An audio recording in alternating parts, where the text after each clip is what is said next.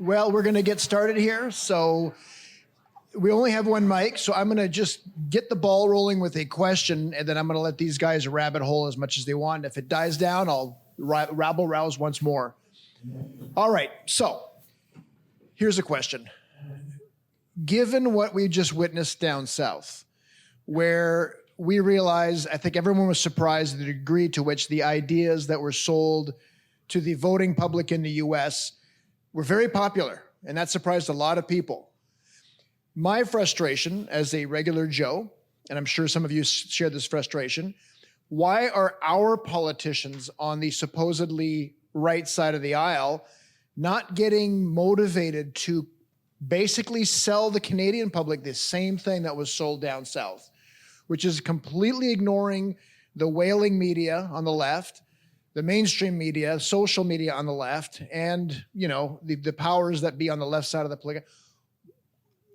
Where is our version of what's going on in the States up here? Now, I know we have Dr. Anna Kindy on that, but what about in the leadership positions of the parties? Why don't we have anybody just saying, you know what, I don't care if it sounds, if I'm going to get bad sound bites on left-leaning media, state-sponsored media, why can't we have that up here?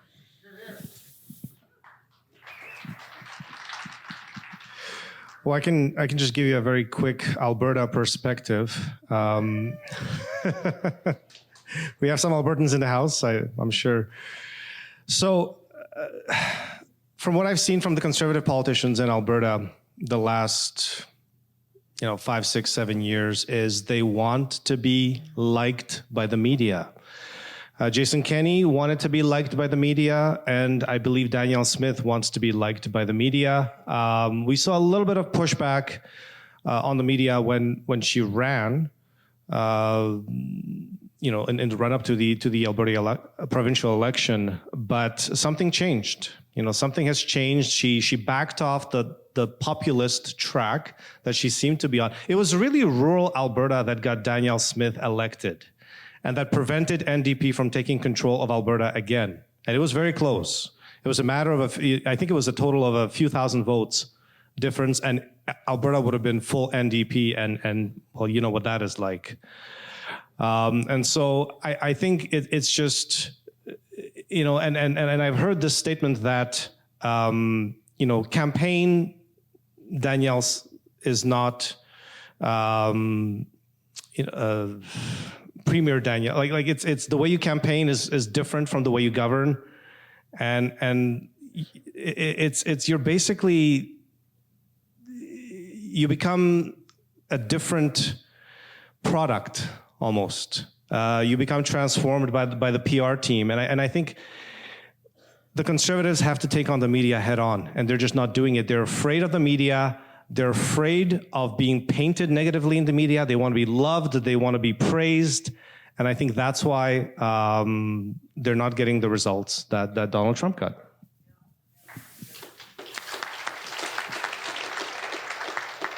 Well, I think one of the big differences is, here we get what we deserve. So we haven't really voted a Conservative government in yet. So let's not forget that, right? So Trump got in, although there's a couple of things that Trump's doing that I don't like. We can talk about it on the side, but I think some of the things he's doing are good. And we have to remember there's no perfect government, so you have to look beneath the surface, right, of what's happening. So in terms of, I'll talk about British Columbia, and I think you're 100% right. And this, I think the last 10 days has been a good learning curve for our party. In terms of trying to pacify the media, and you know what, it backfired. Obviously some of us saw it coming. I think the party is seeing it coming, but there's always struggles within parties, right? But I think this was a good learning curve, and I think we're going to be stronger for it. And that's in terms of myself personally. Like I said, I'm bringing stuff out. There's other candidates I want to, and I think their leadership's learned that, hopefully. But you're right.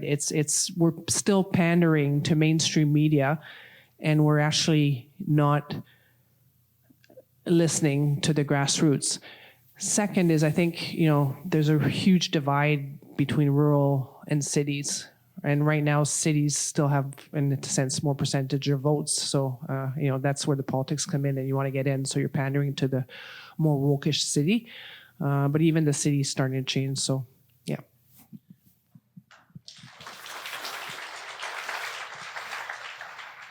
So the direction I see the federal conservatives in this situation is, we have Pierre Poilievre, and he's coming out, and a lot of people are a little disappointed by the rhetoric that's happening in the immediate, like what he's saying right now, especially on the tariffs thing. He doesn't sound very much different than the Liberals. The Liberals have kind of come to the right after they got rid of Justin Trudeau. I largely think that they're just pandering to the crowd. Mark Carney does not want to get rid of carbon taxes. He doesn't want to get rid of DEI, any of that stuff. I don't believe that it's his whole life. It's his career. Yeah, so he's not going to abandon that. He's going to tell people what they want to hear, which is basically Pierre Poilievre's platform, which is that he ran on to get the nomination or to become the leader of the Conservative Party. Now, inversely, the Conservatives have fallen back on an old strategy that they've had for a long time. Say what you got to say to get the leadership, but then once the general election comes around, we got to win those Toronto ridings and we got to appeal to the woke people and all of that stuff, instead of appealing to people who have never voted before in their lives. And this is something that I think that if we came out bolsterous, like a Donald Trump or like a Javier Milei from Argentina, we might see a lot more activity coming in from young voters, new Gen Z, all of this stuff. I think a lot of people will come on board and you'll see the polls flip in another direction. Instead, what we have done is we have the federal conservatives consulting with their PR firms in Ottawa. They're completely disconnected from the rest of the country. And what do we want? Like everybody consistently that you talk to that is conservative-minded, libertarian, along these lines, like Pierre Poilievre and his rhetoric, and don't like the PR Poilievre that we've been getting lately. I think a lot more people give Canadians credit. These are good ideas, and a lot more people will come aboard if you just be honest with them and be proud, be bolsterous with those ideas.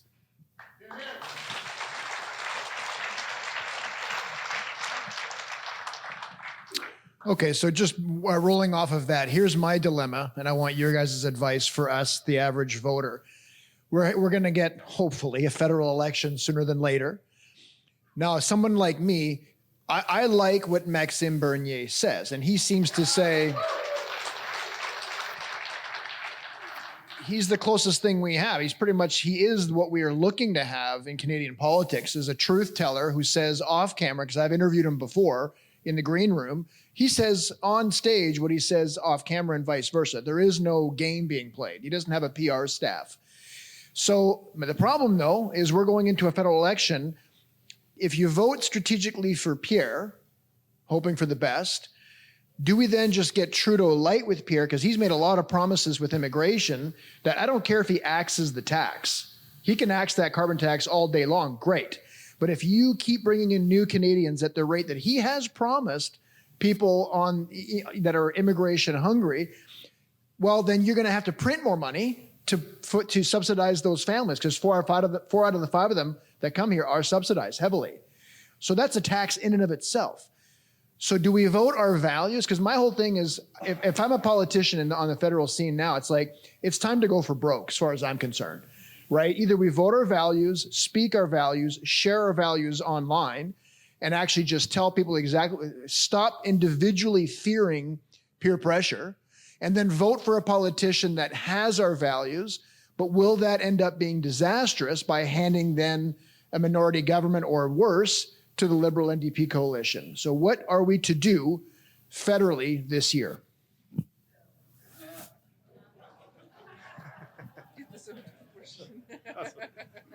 I honestly don't know. I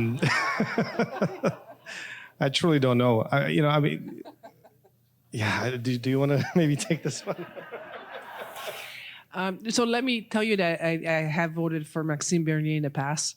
and I've known him personally, or not know him well, but talked to him personally, and he's exactly what you see, right? What you see and what you get.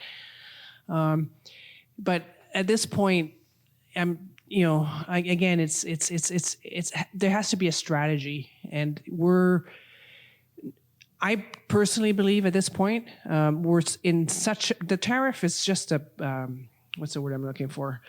A distraction, right? A complete distraction. I mean, our we're talking federal, but provincially it impacts us in a lot of ways more. We're talking healthcare, school, roads, so there's a crisis in everything, right? A crisis in our resource industry. They're going broke. What EB's doing right now is, talking about, getting our resources going, except he's doing the opposite, right? He's destroying the forestry sector. He's destroying the fishing sector, healthcare. Because I'm the health critic, we're just seeing the tip of the iceberg as to how bad it's going to get. No matter what we do now, right? So if we don't do it now, it's going to be bad in 5-10 years. So we have to act now so it's better in 5 years, right? It's not going to be better in a year, but I'm not seeing that. So for me at this point is I would vote strategically. I think immigration is done. We cannot handle more people, housing wise, cost wise. They're not that stupid, right? Even if they're not. I mean, I hope not. Yeah, you disagree? Yeah, I disagree. Okay. Yeah, maybe, but that's how I would vote. That's my own take. Although, Maxime, he's a stand-up guy. On the stupidity comment. So it's not stupidity. What I think is like the immigration thing is not wanting to be left holding the bag when the shit hits the fan. This is the idea. Now the shit is hitting the fan, but the big shit that is hitting the fan it would be the unfunded liability of the social system that we've built up.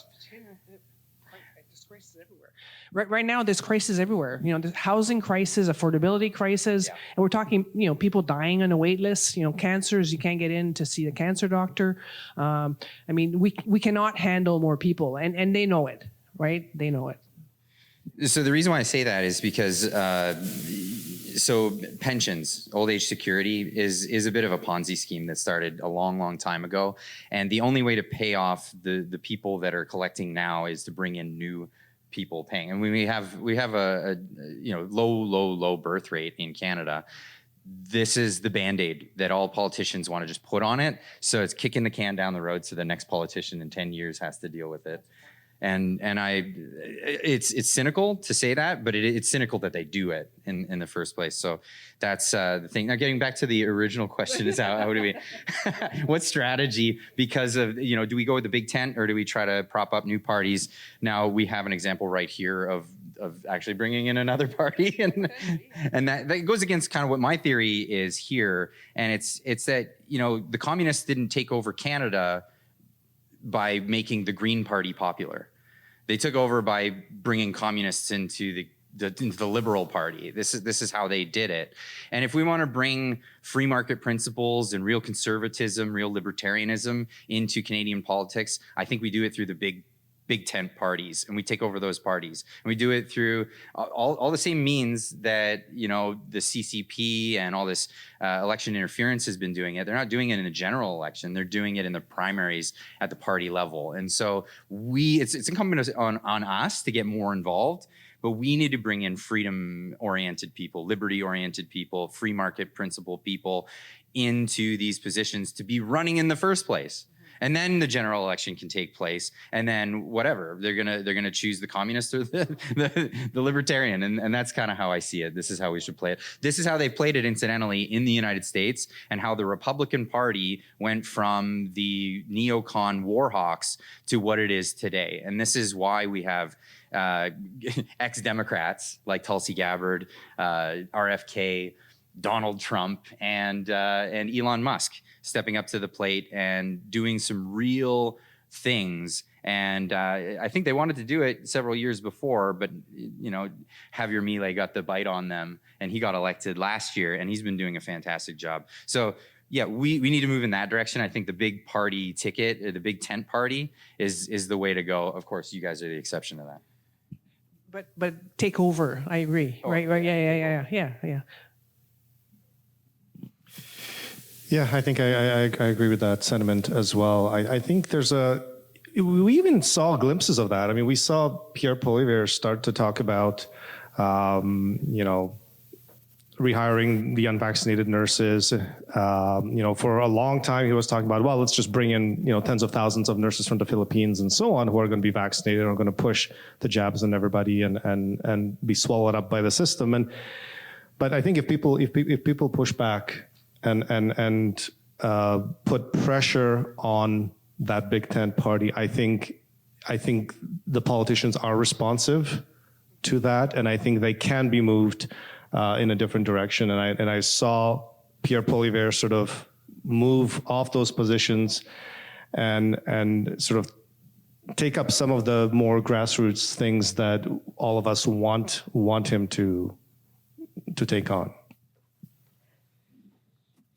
All right, good. One more question, then we're going to open it up to Q&A. On the free trade issue, like, I agree with Clyde. Like, Trump's not stupid. I know some politicians are stupid. I don't think he's dumb. Can you imagine a 54 electoral college behemoth up north that doubles as a California every election cycle? He doesn't want us as or 22 million Canadians raiding the job market across the border within a week of being declared the 51st state. That's not what they want. They want to have a reduced job market to America First principles. So to me, free trade sounds like, I think that's what he's angling for. Because at the end of the day, the only people who don't benefit from free trade are large monopolies within Canada, just like the WestJet Canada, Air Canada monopoly of flying left to right within our country. It costs me to take my family of 6 to my home and native land of Quebec. That's $7,000 in airline tickets. Okay, I can literally go anywhere on earth for cheaper. Okay, that's what a monopoly does that benefits corporations that have purchased our elite political class. So can you imagine who would benefit if all of a sudden British Airways, Hong Kong Air, everyone on earth can compete at every single Canadian airport, left to right? You'd be paying $20 to go to Kelowna. Okay, seriously. So there's literally hops like that in the US. It's not $20, but it's close. $20 US. So how do you guys feel? I would like to see our politicians obviously pushing not tariff for tariff, which is absurd, but does fulfill all of their dreams to kill the middle class. But what do you guys think of a fully free trade system between us and the US, where we are the trading partner, behaving exactly like a 51st state without ever being a 51st state? What do you guys think about that? Well, you just said it. We would benefit, but the monopolies would suffer, right? I mean, the big money would suffer, but we would all benefit. But I've been so disappointed to see Danielle Smith cave on her initial position. I think if she had just stayed the course, I think she could have actually rallied some of the other premiers around her position, and I think we would have been in a much better situation than sort of her caving into this. Well, we're going to do, Team Canada, we're going to do tariffs, tit for tat, and all this. If she had just stayed the course of wanting to be this sort of fair, friendly partner to the United States, talking about how we both can benefit from free trade rather than, increasing tariffs. We're not going to win that war. Canada's not going to win that war. And I think what Doug Ford is doing is incredibly stupid and incredibly short-sighted. Well, I mean, tariffs ultimately hurt consumers, whichever side it comes from, right? So if we apply tariffs to, we import a lot, and that means it's just going to cost more. So that's basically what John Rustad said. He was targeted tariff of the gas coming to very targeted, but not the general tariff that potentially is going to happen. And I'm just wondering. To me, it seems like boys playing games or girls or whatever. I mean, it's a joke. And they're playing games with us, right? So and it costs us more, and gets us nowhere. And this is where you can put Trump on a pedestal, but I'm not going to. We don't need that, to be honest. I think what we need is people that are actually ultimately you're elected for your constituents, for the people, right? And so you need to work for the people. And what should be happening now is we should really be looking, at our own country, and it's a disaster, right? We should be wealthy, but everything is so complex. And one of the things that, another point that being a politician that you realize, this was the first. Sorry, can I have a little story? Or yeah, okay. So this was MLA school, right? So you get like a 3-day MLA school at the Ledge. Then day 3. You get your iPad, you get your computer, you got 2 cell phones, and it's all on technology, IT. And I'm sitting in the legislature, and I'm looking at this building, and it's magnificent, right? It's one of those beautiful buildings.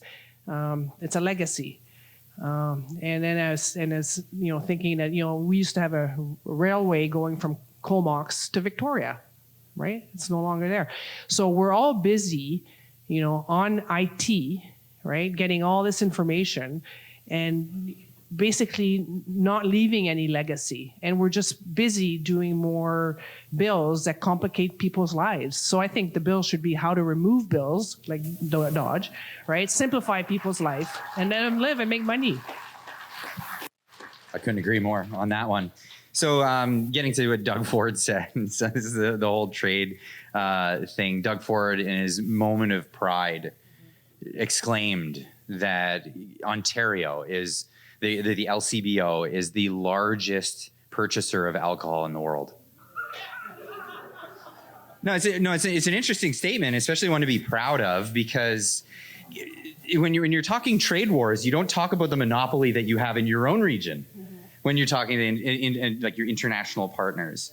And this should be looked back on. Like, why is it that we have these entities in Canada that engulf entire markets, and then the price mechanism doesn't work. We end up having to look at the United States or other countries to see what the prices are in these other markets, because we can't get a good price. Now, speaking of prices, now in British Columbia, and I wish I had a big screen to show you this.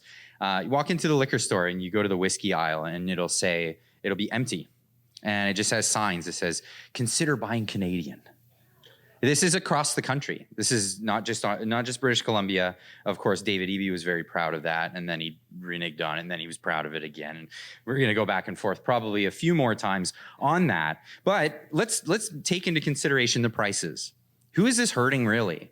So you grab yourself a bottle of Canadian Club whiskey made right there in Windsor, Ontario, proudly by Hiram Walkers, and they make this whiskey. They've been making it since the Americans made a big mistake and prohibited alcohol. That was a great one. But at least they made a constitutional amendment to do that. So I give them credit on that one. But they're selling it. That Canadian whiskey, it goes for $31.15. You add your taxes on there, it's about just under $35 for a bottle of 750 milliliters of that product. Now, I frequent Japan quite a bit because my wife's from Japan, and we love going there and visiting the in-laws. If you go to Japan, that same bottle, after import taxes, after traveling across the planet, you can pick it up for just under $14. The same bottle. If you go to Texas, they don't have that bottle. They have the 1.75 liter bottle, and it's just under $20 American after taxes. So who's suffering? We're suffering. And we can put an end to this. Let's go back to free market economics.